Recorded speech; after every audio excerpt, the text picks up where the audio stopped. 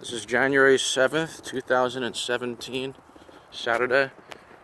This is the first major winter storm of the season here across the New York tri-state area, throughout Long Island, throughout New Jersey, and throughout southeastern Connecticut. The Hudson Valley and inland looks like they will avoid most of the snow.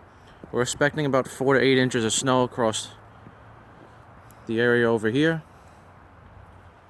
Let's see our current measurement right now. It's about 1:30. We do have over an inch of snow, as you see right there.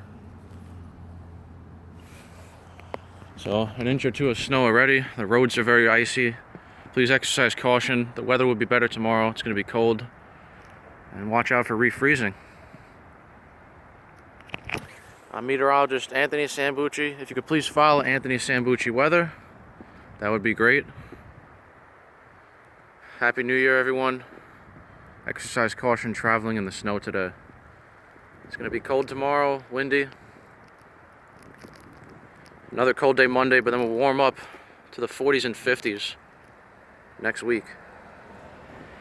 So snow today, and then a warm up is in store next week.